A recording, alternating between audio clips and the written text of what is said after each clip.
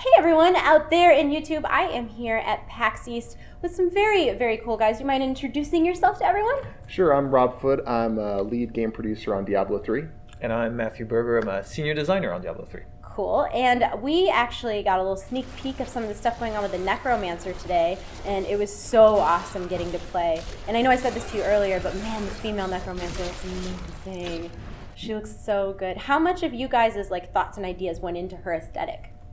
Well, I mean, we have an amazing art team, and from the beginning when we were making the Necromancer and realizing we're going to have to make a male and female version, we were really excited to bring the female Necromancer to life. And John Mueller, our art director, made some amazing pieces, like this piece here right behind us, and I think it really appealed to that kind of that rock star vibe. Yeah. Is really what we were looking for, and I think the artist definitely hit it out of the park. I thought it was so, not, creative isn't quite the right word I'm looking for. I mean, it was creative, but I thought it was so cool how so many characters in video games have this really sexy, overly sexual, over curvy thing, and she's so badass, but she's still kind of sexy punk rock, but she's not super curvy. She's got a totally different body style, I feel like, than I've seen in a lot of other games, and I appreciate that as someone who's built like a string bean. So, from me to you, I really like her, and her transmog looks amazing.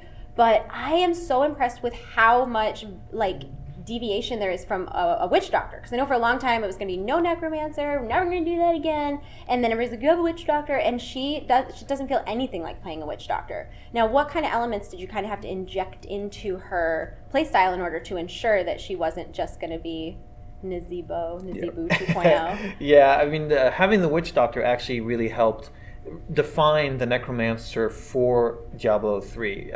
We wanted to make sure that there was a link between the Diablo 2 Necromancer to the Diablo 3 Necromancer, and we also wanted to make sure that if you had played the Necromancer in Diablo 2, you were going to be surprised that things were going to be different for you. So the Witch Doctor is very much about poison, for example, and so we decided, okay, the Necromancer is not going to be about poison. We're going to have to figure out other things, and we're going to, what are the themes we're going to explore?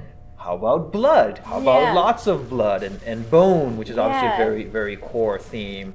But she's still going to need pets. The Necromancer is going to need pets. So how are we going to differentiate them? And we're going to make sure that your control of the pets is a little bit more active. You have active abilities. You can, we like to call her Commander of the Dead, so that she can kind of direct her minions on the battlefield. And those were elements that we played with to make sure that she stood apart from the Witch Doctor. Yeah, I mean, also thematically, there's a lot of parts of the Witch Doctor that are, you have toads running around, you have big fish and tornado of piranha, which is awesome. The Necromancer feels more serious. She's all about death and life and death and that balance. Thematically, it's going to feel really distinct. It does feel very distinct. I know at BlizzCon we got a preview of more of, I keep saying her because that's what we saw today, but we got a preview of her ranged abilities at BlizzCon, and today we saw a lot more melee stuff. It almost felt kind of battle magey in a way, because they were obviously magic abilities, but you're right up on them. And the scythe was really cool, and the big blood pool was really cool. And this is a question I'd asked earlier, but we're here now, so why don't we tell everybody? How do you see her being played in a group setting? Is she going to be a tank? Is she going to be more melee? Do you see her being more ranged, or do you think she will truly be very, versatile? I think players have come to expect with all classes that we're going to give them interesting choices. So you saw at BlizzCon we made kind of a classic summoning Necromancer. Yeah. Today you saw more of a melee Necromancer that's going to be in there doing Blood Nova, really want to be in the face and surrounded by enemies. There's going to be even alternatives beyond that. Say you want to go even more summoning. You want skeletons, you want to bring the blood golem in, you want to use revive to revive fallen enemies, so you just have a massive army. That's a way to play too. Yeah. I think offering those different choices is what players expect. Additionally, whenever we make sets, the sets tend to drive play styles, so we definitely want to create different sets that are going to drive people to different play styles. I'm so excited to see what those are going to be. So you brought up the pets again, and you had said earlier that you'll be able to command your pets. And as someone who plays a little bit of Diablo, I didn't play Diablo 2. Gonna be fully transparent right now, but I play a lot of Diablo 3. I love when the new season starts. I love to try to collect all the new things that you guys add. I stream a lot of Diablo. When I stream, I'm a big fan of the game, and I'm curious how her commanding of pets will work. Will that be one of her base abilities, or is it going to be like a secondary bar, like almost in WoW, where you get like a hunter pet bar? Will she have more to do than another hero? So or villain? You will have, she's is a hero. She will save Sanctuary when you play through the campaign Spoilers. in her own way.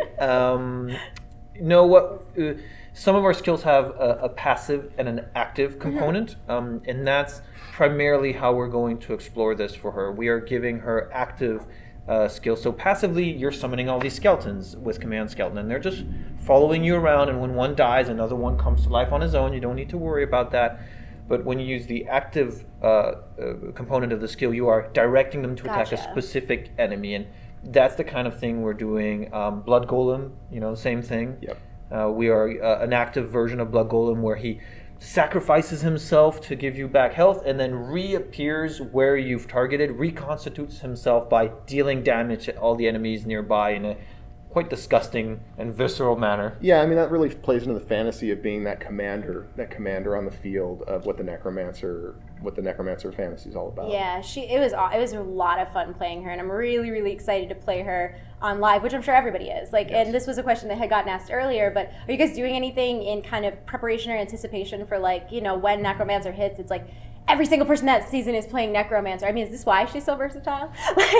You're overrun with Necromancers, and it doesn't matter. They can do everything. Yeah, so I mean, for us, really, an important step is to get the Necromancer out on the PTR so that we can, help find bugs, additionally also get feedback from the community. The community's so passionate, and they give really solid critical analysis to what we've done, and that helps us make a better Necromancer, because ultimately, at the end of the day, when it goes live, we want to deliver the best possible Necromancer we can. Yeah, and I think you hear that a lot from various game developers, but I feel like Diablo of all games really that shines. I mean, Season 10 is essentially like a player's choice patch. It's so many things that people have been asking for, and you're like, all right, guys, here it is, on a platter, with a bow. Do you like it? And first season's on console, Season 10. Yeah. I know. I didn't know, truthfully, until you said that today, I had no idea that console players didn't have seasons. That's going to be big change. Yeah, they've really been asking for this for a long time, and we're finally able to deliver it to them. They're gonna love it. I really hope so. We've put in a lot of work into that, and it really is the last big thing that was sort of holding back the parity between the two, which is very important for us. Yeah, the engineers did a great job making it possible for us to bring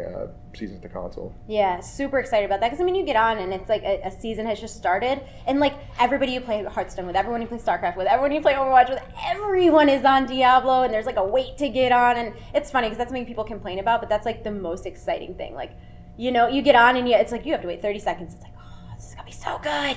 It's going to be so good. I mean, on the PC, definitely seasons is a reason for people to come back. We feel like people, they put it down for a while. Oh, a new season's coming back? Oh, I'm going to go back. Gotta come back for the season, for sure. Finally, console's going to get seasons. So maybe there are people that, they bought Diablo 3 a while ago, and then they beat it, and now, seasons are coming? It's a great reason to pick that controller back up. Yeah, and the rewards for seasons are so I mean, that's such a silly, the rewards are so reward, but they are. I mean, you go in, and if you're someone who collects vanity stuff, you get a pet. If you're someone who likes transmog, you're getting the whole set of gear. A lot of times by the time you get the gear, you already have the gear anyways, but I really, really like it. This is nothing to do with the interview. I'm just a fan. And then today, when we got to preview the game a little bit, a lot of the abilities that we saw involved like lifesteal and leech. And is that something that's going to carry over into other abilities, or is that kind of going to be more of this sort of melee spec of Necromancer? I think the leech curse is going to be a curse that you can use. We're using it in the build you saw today, but you're going to use it in different builds. Like, we want to give people the ability to play the game the way they want to play it. Yeah. Additionally, it's very difficult to predict how players are going to select the abilities and how they're going to lay out their talents. The runes. So I think it will be surprising to us when it hits the PTR what people are able to come up with. Theory crafters, man. Yeah, I mean, additionally, we have so many sets. We have existing legendaries, and we have other classes. And the way that, there's so many different synergies that. Well, there's new legendaries coming out just for Necro too, right? Absolutely. That's so exciting. So I want to wrap this up. I don't want to take up too much of your time, but is there anything else you feel like people should know, or some of your favorite little anecdotal things about Necro that people maybe don't know yet, little tidbits? Well, one thing to keep in mind is that while there is the Rise of the Necromancer pack coming out, there's also, as we said, seasons on consoles. There are 2 new zones that are coming out and an upcoming patch that everybody will get for free. So that's... Oh, I thought that was part of the Necro DLC. I didn't realize that was free. No, that's absolutely free. So it'll be 2 new zones, monsters, quests, events, bounties, challenge rifts, which is a new way to play the game, a little new gameplay mode, also part of an upcoming patch. So is that like WoW, where your gear scales? No, Challenge Rift is interesting. It's we take a loadout of a player, a real player, like out in the wild, and their skills, their gear, everything, and a greater rift that they ran.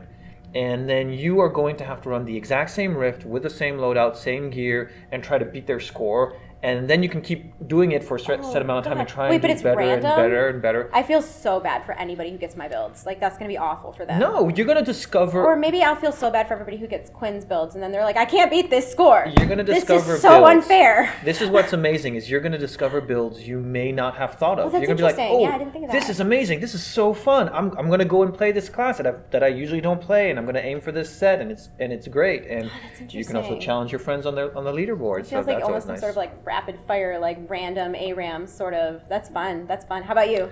Man, I think probably the biggest thing for me is how much work the teams put into this. Yeah. I mean, from the very beginning, we decided if we're going to do this, we've got to make sure it feels on par with the other classes.